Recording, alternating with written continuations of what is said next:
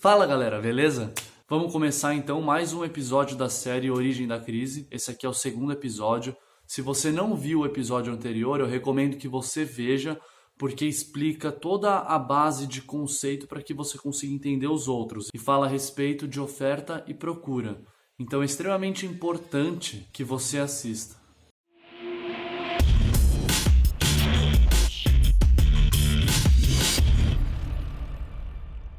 Bom, da onde eu vou começar? Vou começar do plano real. E não vou falar, obviamente, experiência prática, porque na época do plano real eu fazia natação com boia. Então, mas pelo que eu entendo de mercado e de economia, eu vou tentar explicar um pouco de como que surgiu a crise desde aquela época. E esse aqui vai ser o início.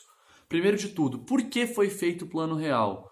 O país vinha de um período de enorme inflação. E essa enorme inflação aconteceu por diversos motivos, não vem ao caso entrar em detalhe, mas toda inflação geralmente começa por questão de oferta e procura. As pessoas estão querendo comprar mais do que o mercado consegue oferecer. Então, como eu disse no primeiro vídeo, se tem muita gente querendo comprar uma coisa e muito pouca gente vendendo aquilo, o preço sobe. E aquilo começa a virar um ciclo, porque a pessoa que compra essa matéria-prima com preço mais alto, revende com um preço mais alto ainda. E essa coisa vai virando inflação em cascata. Então, quando você vai ver, o mercado inteiro está inflacionado. E o que acontece quando o mercado inteiro fica inflacionado? Chega uma hora que a inflação não é mais racional. Ela não é devida à oferta e procura. Ela é simplesmente porque as pessoas se acostumaram com o aumento de preços. Então, o comerciante, ele não quer saber. Ele tem na cabeça como regra prática que ele tem que subir o preço. Ele vai e sobe. Então isso vira irracional, não é mais lógico. Só que se todo mundo pensar dessa forma, o preço de tudo sobe. E aí começa a virar uma bola de neve gigantesca. E era o que a gente estava. A inflação naquela época, eu não sei exatos números, mas eram centenas por cento ao ano. A inflação que o Brasil chegou, se eu não me engano, foi 100% ao mês, ou algo próximo a isso. Imagina 100% ao mês. Você comprar um carro hoje de 50 mil reais e no mês seguinte esse carro vale 100 mil. Era uma coisa doida, sabe? Você comprar um saco de arroz hoje por 5 reais e no final do mês o saco de arroz está valendo 10. No final do ano, então, nem se fale quanto que ia estar o preço. Então era uma coisa bem maluca a situação do país naquela época. O Plano Real, ele fez basicamente duas coisas. Uma é para atacar a parte racional da coisa e outra para atacar a parte irracional, tá? Vamos falar primeiro da parte racional. O que ele fez? Ele cortou crédito da população. E não é porque ele foi malvado ou algo do tipo.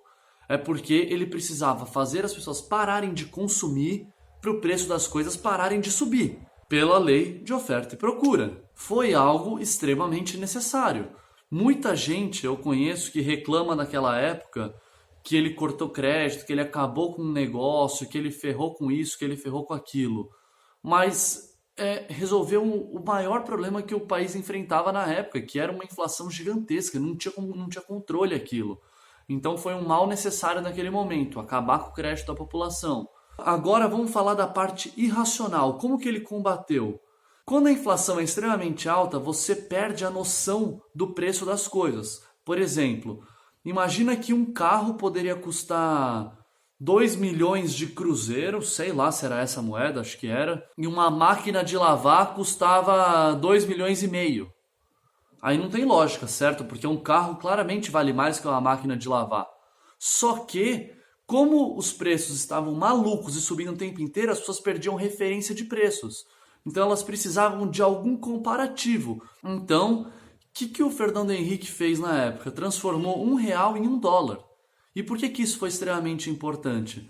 Porque as pessoas, vamos supor que quando você convertesse de R$1 para $1, você veria que um carro custa $5.000 e uma máquina de lavar está custando $6.000. Peraí, não tem sentido, sabe? E aí você começa a ter referência. A sua referência de preço começa a se tornar o dólar. E isso ataca a parte irracional da inflação naquele momento. Bom, beleza, simplificadamente o Plano Real foi isso. Logo após esse momento, o que faltava no país? O país tinha muito consumo, como foi a origem da inflação, e baixa oferta, baixa produção. Então, logo após essas duas medidas, a de cortar o crédito da população e a de converter o real para dólar, foi feito um investimento pesado na indústria, na oferta do país. Então, os empresários estavam investindo porque tinham crédito para investir no país. Então, houve muita entrada de capital no país nesse momento. E o país estava começando a sua estrutura. E por que houve este favorecimento, entre aspas, para o empresário? Porque a oferta estava muito menor do que a demanda. Então era necessário, para você manter o equilíbrio nos preços, era necessário que se produzisse mais, que trouxesse investimentos para o país. Então foi isso que aconteceu. Houve toda uma construção de estrutura para suportar a demanda de produtos que o Brasil precisava. Bom, é isso para o segundo episódio. No próximo vai vir o governo Lula, que começou em 2003. E vou dar sequência explicando qual foi a política econômica que o Lula adotou e como que ele seguiu andamento neste processo que o Plano Real todo causou depois de 8 anos do FHC. Fica ligado que na próxima quarta-feira, ao meio-dia, sai o episódio 3 dessa série, beleza? Então é isso. Se curtiu, deixa o like, compartilha, se inscreve, comenta, pergunta. Valeu, é nóis, tamo junto.